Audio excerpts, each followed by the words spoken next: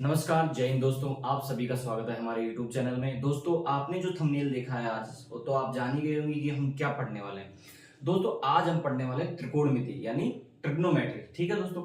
अब ट्रिग्नोमेट्री में देखो क्या होता है कि अगर हम कोई भी जो हमारा जो एंगल है, कोण है, उसको कैसे फाइंड करेंगे। जैसे साइन 30 का मान हो गया, साइन 60 का मान हो गया, कोस 60 का मान हो गया, टेन 45 का मान हो गया। ये सारी चीजें हम कैसे फाइंड करें। ठीक है दोस्तों। तो इसके लिए हमें जरूरत पड़ती है कि हम टेबल कैसे बनाएं। तो टेबल बनाने के लिए दोस्तों मैं आपको एक सीधा सा फॉर्मूला बताऊंगा और आप जिंदगी भर उस फॉर्मूले को नहीं भूलोगे। ठीक है दोस्तों। आपको सारे मान अपने आप याद हो जाएंगे। ठीक है दोस्तों। तो आइए अपन टेबल बनाते हैं। दोस्तों, पहले तो अपन यहाँ देखो कितनी वैल्यू होती है। एक तो साइन थीटा होता है। ठीक है दोस्तों। जनरली चीजें मैं आपको पहले बता देता हूं। साइन थीटा होता है, कोस थीटा होता है। ठीक है दोस्तों। फिर होता है टेन थीटा, फिर होता है कोट थीटा, और फिर होता है सेक थीटा, और यहां हो गया कोसेक थीटा। Cosec theta. ठीक है दोस्तों। अब इसमें देखो कई फॉर्मूले अपने पास ये हैं कि इन्हीं से कई फॉर्मूले जनरेट हुए हैं। ठीक है दोस्तों। तो जैसे अगर मान लो मैं आपको बताऊं, तो देखो अपने जो साइन थीटा होता है ना, ये sine theta is equal to 1 क्या होता है, कोसेक थीटा। ठीक है दोस्तों। इसका अगर साइन की वैल्यू को अपन उल्टा कर दें तो हमें कोसेक की वैल्यू मिल जाएगी। ठीक है दोस्तों। और कोसेक की वैल्यू को यदि उल्टा कर दें हमें साइन की वैल्यू मिल जाएगी। ठीक है दोस्तों। यहां से देखेंगे कि कोस थीटा बराबर 1/सेक थीटा, सेक थीटा।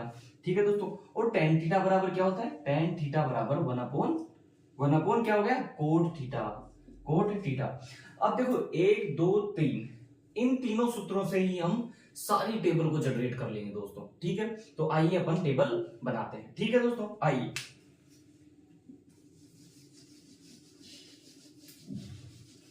देखो, यहां तो मैं ले लेता हूं अपने एंगल्स। क्या ले लेता हूं, एंगल्स। ठीक है। तो यहां हो गया साइन साइन थीटा, फिर यहां हो गया कोस थीटा, फिर यहां हो गया अपना टेन थीटा। ठीक है। और यहां हो गया कोट थीटा, और यहां लिख लिया अपने सेक थीटा, और यहां लिख लिया अपने कोसेक थीटा। ठीक है दोस्तों। अपन ने ये सारी चीजें लिख ली। अब जब अपन यहां देखो, यहां तो मैंने ये लिख लिए। ठीक है। इसके बाद मैंने ये यहां एक लाइन ड्रॉ कर दी। ठीक है। यहां से मैंने ये लाइन खींच दी। ठीक है दोस्तों। यहां अपन ले लेते हैं 0 डिग्री। ठीक है।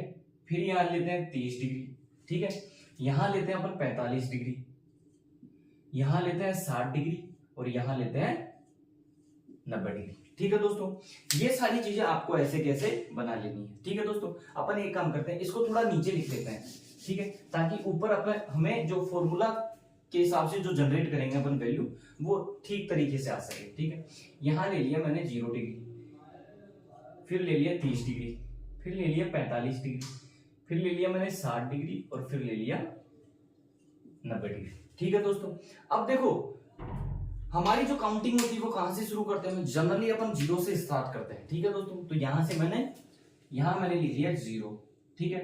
यहां लिख लिया मैंने 1, यहां लिख लिया मैंने 2, यहां 3 लिख दिया, और यहां 4 लिख दिया। ठीक है दोस्तों।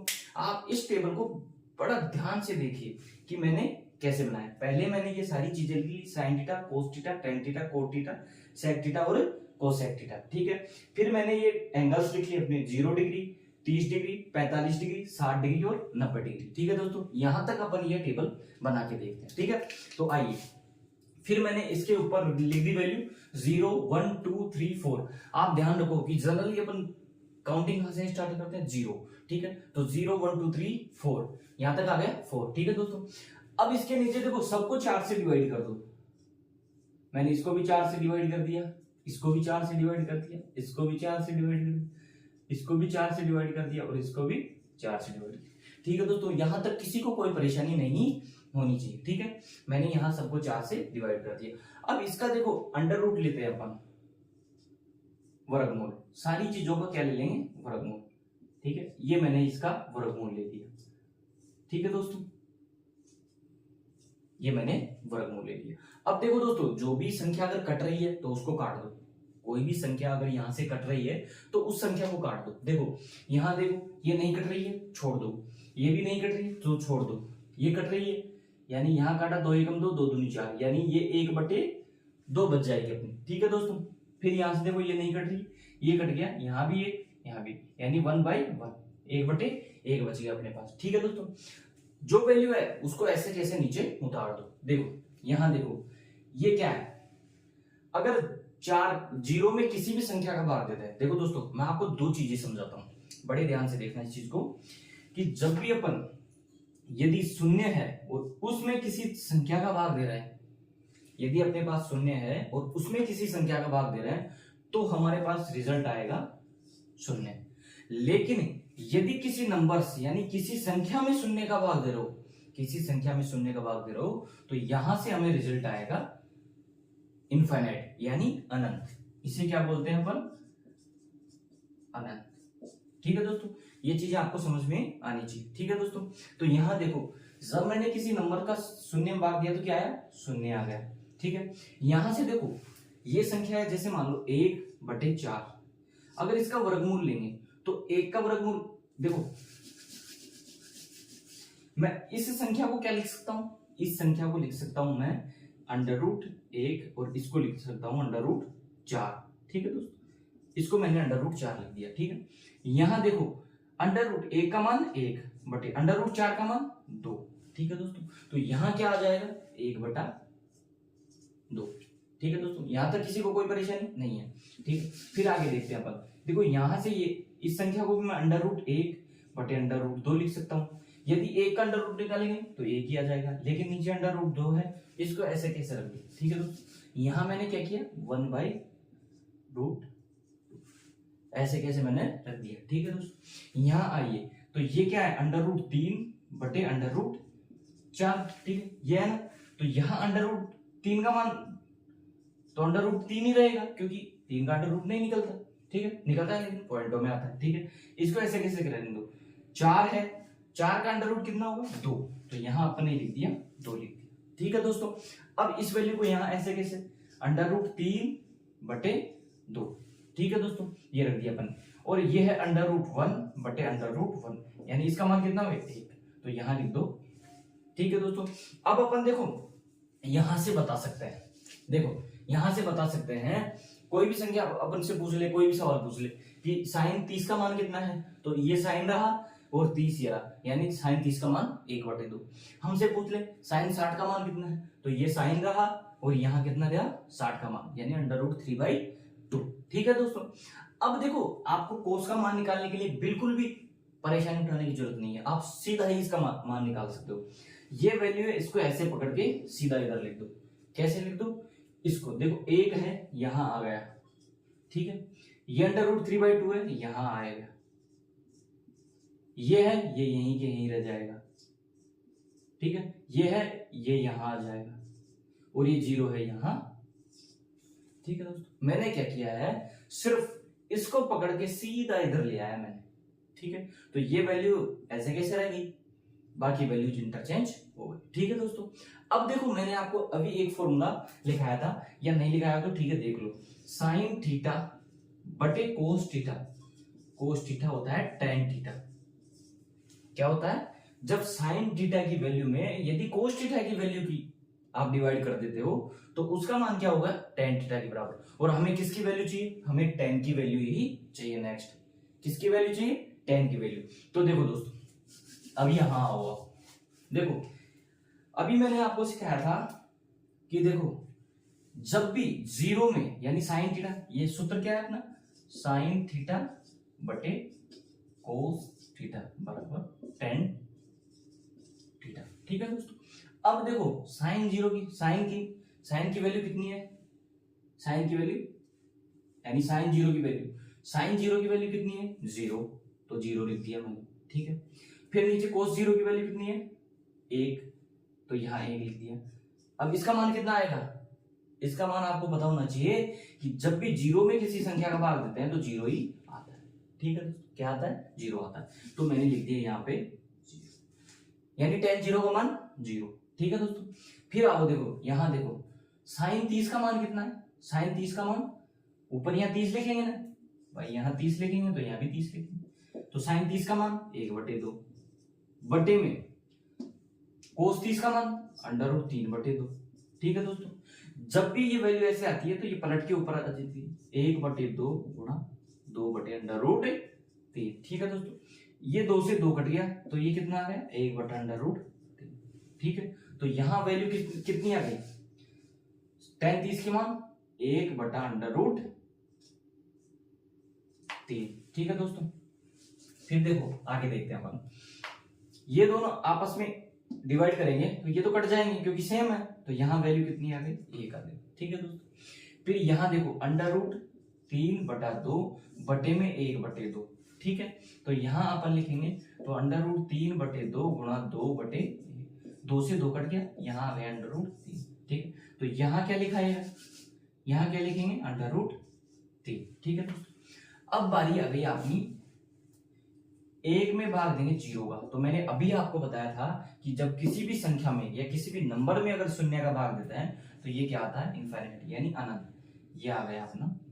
ठीक है दोस्तों, अब देखो वही काम करो, या तो आप देखो tan थीटा की वैल्यू मैंने क्या बताई थी आपको, tan थीटा की वैल्यू क्या बताई थी मैंने आपको, इसको उल्टा करके लिख दो, उल्टा करके लिखो या इसको इधर खींच लाओ। देखो मैंने बताया था कि tan थीटा बराबर 1/cot थीटा, ये तो सूत्र हमारे पास होता है, तो cot थीटा बराबर 1/tan थीटा नहीं होगा क्या, जब tan थीटा बराबर 1/cot थीटा होता है तो cot थीटा बराबर 1/tan थीटा होगा। ठीक है दोस्तों, तो यहां देखो ये इनफाइनाइट है, ये इधर आ जाएगा। ठीक है, ये आ गया। ठीक है, फिर ये वैल्यू यहां लिख दी अपन ने, फिर ये वैल्यू एक ऐसे कैसे आ जाएगा, ये 1/√3।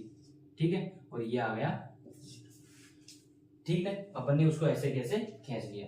अगर आप देखो अगर उल्टा करें तो देखो इनफाइनाइट का जब उल्टा करोगे ना, 0 का जब उल्टा करोगे तो इनफाइनाइट आएगा। ठीक है, जब 1/3 का उल्टा करोगे तो √3 आएगा, 1 का उल्टा करोगे तो 1 ही आएगा, और √3 का उल्टा करोगे तो 1/√3 आएगा। जब इनफाइनाइट का उल्टा करोगे तो 0 आ जाएगा। ठीक है दोस्तों, अब मैंने आपको समझाया था अभी कि sec थीटा यानी cos थीटा बराबर क्या होता है, यहां होता है कि cos थीटा बराबर 1/sec थीटा। ठीक है दोस्तों, तो हम जानते हैं कि sec थीटा बराबर 1/cos थीटा भी हो सकता है। ठीक है, तो इस cos की जब sec की वैल्यू लिखनी है तो cos की वैल्यू को उल्टी कर दो, cos की वैल्यू को उल्टी कर दो। जब 1 का उल्टा करेंगे तो क्या आएगा, 1 आएगा। ठीक है, इसका उल्टा करेंगे तो 2/√3 आएगा, इसका उल्टा करेंगे तो √2 आएगा, इसका उल्टा करेंगे तो 2 आएगा, और जब 0 का उल्टा करेंगे तो इनफाइनाइट आएगा। ठीक है दोस्तों, फिर मैंने आपको बताया कि साइन थीटा बराबर 1/कोसेक थीटा होता है, तो कोसेक थीटा बराबर 1/साइन थीटा भी होगा। ठीक है दोस्तों, तो यहां देखो अपन इस वैल्यू को यहां लिख सकते हैं। देखो इसका करेंगे तो इनफाइनाइट आ गया, ये 2 आ गया, और यहाँ √2 आ गया। ठीक है, यह आ गया 2/√3, और ये 1 का उल्टा। ठीक है दोस्तों, अब अपने पास देखो जब भी अगर तुमसे कोई भी क्वेश्चन पूछ ले, कोई भी क्वेश्चन पूछ सकता है। देखो यहां मैं इसको